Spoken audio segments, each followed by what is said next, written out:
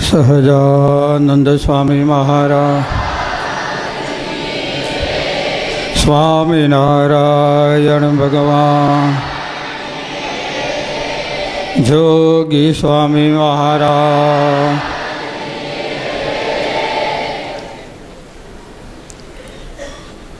આજના શુભ મંગળમય સુવર્ણ અવસર, સોનાનો સૂર્ય ઉગ્યો ને કાસંતીભાઈ, છોકરાને ભણાવતા હોય ને, આજે મારે સોનાનો સૂર્ય ઉગ્યો માતાજી બોલતા હોય કા, એમ આપણી દૃષ્ટિએ આજે સોનાનો સૂર્ય અને મોક્ષદાયક સૂર્ય એનું આપણને દર્શન થયું. આપણી વાર્ષિક માસિક સત્સંગ સભા અને સ્વામી બાપાના જન્મદિવસ.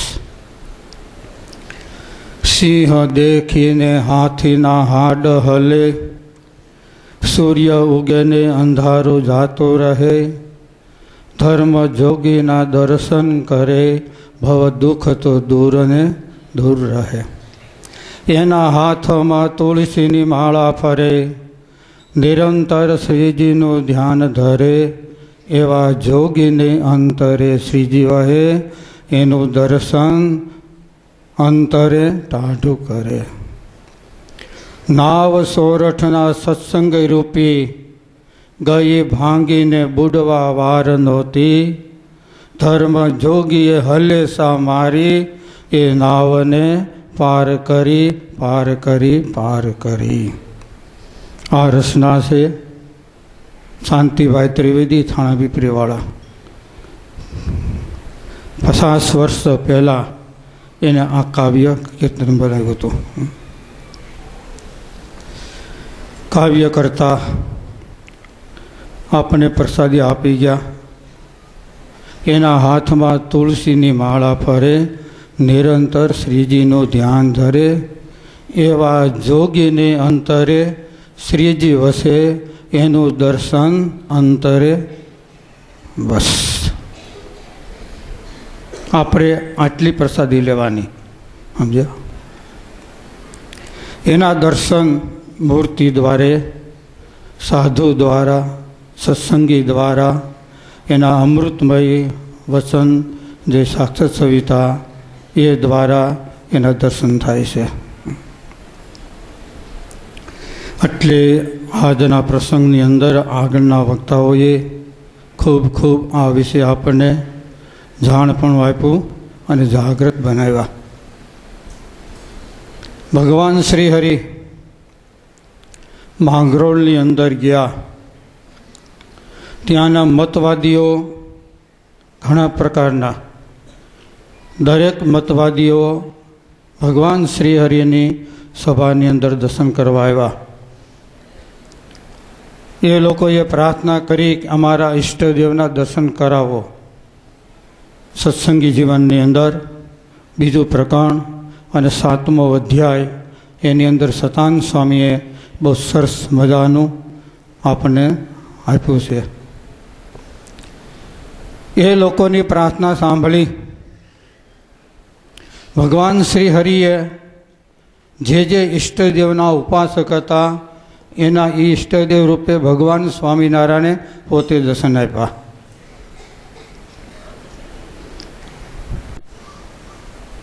ઈષ્ટદેવ એના પણ રૂપ કેને ધાર્યું? ભગવાન સ્વામિનારાયણે. એટલે સ્વામીએ સાક્ષાત સવિતામાં લખ્યું છે, સ્વામી કે પોતે પોતાના સ્વરૂપે દર્શન આપે ત્યાં સુધી અવતાર કહેવાય, અને પોતે બીજાના રૂપે દર્શન આપી શકે ત્યારે સર્વોપરી અવતારી કહેવાય.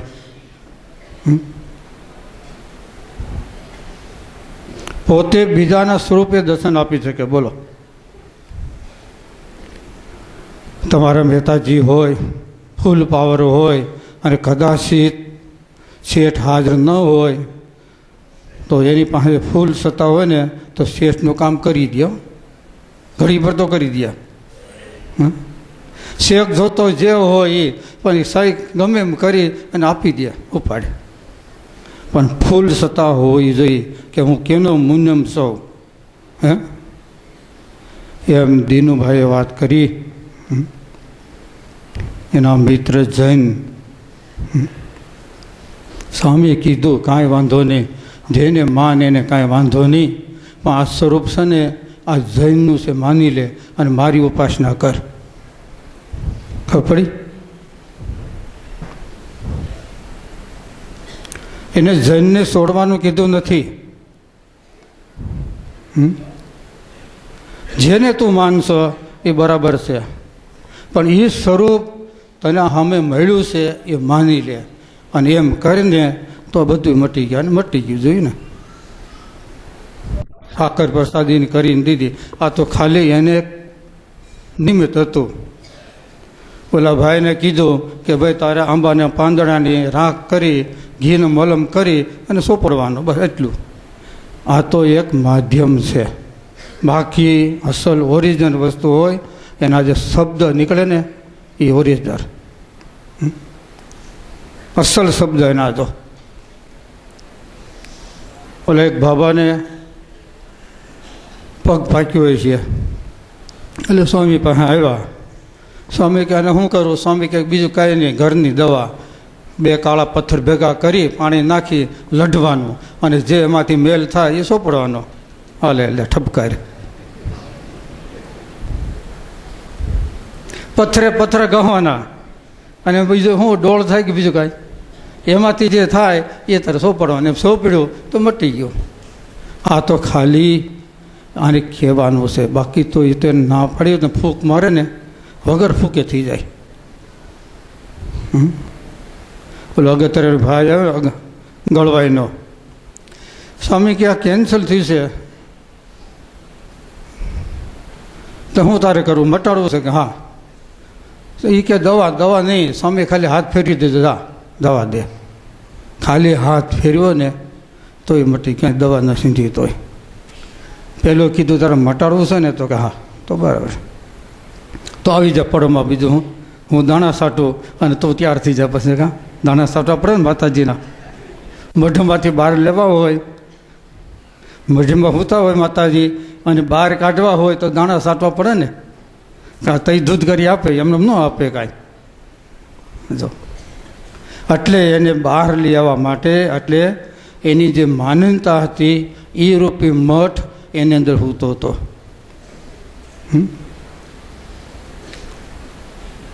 પોતાનો લીટો મોટો કર્યો પણ ઓલા લીટાને અડ્યા નહીં.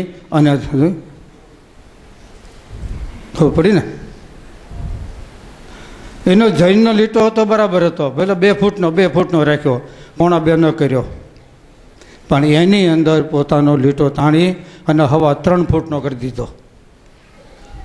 અડ્યા નહીં કે જે તું માન, પણ મારે શું વાંધો, અહીં સમુદ્રમાં પાણી ખૂટે એમ નથી, તું તારે લઈ જાને, જવા દેને. કા ગુણાચાંદ સ્વામી શ્રીજી મહારાજે વાતોમાં લખ્યું, સ્વામી કે અનંત કોટી બ્રહ્માંડમાં ભગવાન સ્વામિનારાયણનું ધાર્યું થાય અને એ સ્વામિનારાયણ ભગવાને વર્તાપે કરી. ગુણાચાંદ સ્વામી કહે છે અનંત કોટી બ્રહ્માંડમાં અમારું ધાર્યું થાય છે. આમ ગુણાચાંદ સ્વામીએ 5મા પ્રકરણમાં એને વાતમાં લખ્યું છે. એમ અત્યારે સ્વામિનારાયણ ભગવાન અને એના પ્રતાપ થકી અનંત કોટી બ્રહ્માંડમાં જોગી બાપાનું ધાર્યું થાય છે.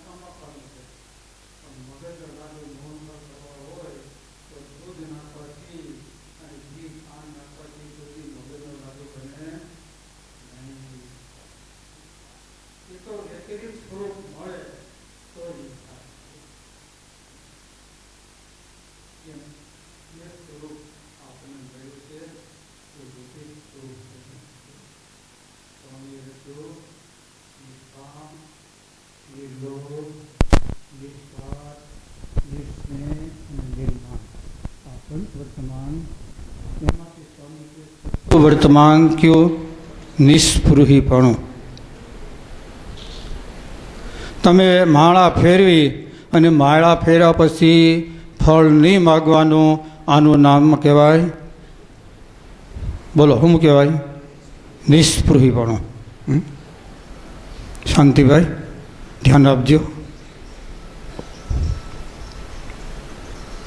જે કાર્ય કરો શુભ ભગવાનમય છે, એ કાર્ય કર્યા પછી ફળની ઈચ્છા નહીં રાખવાની, આનું નામ કહેવાય નિસ્પૃહીપણું.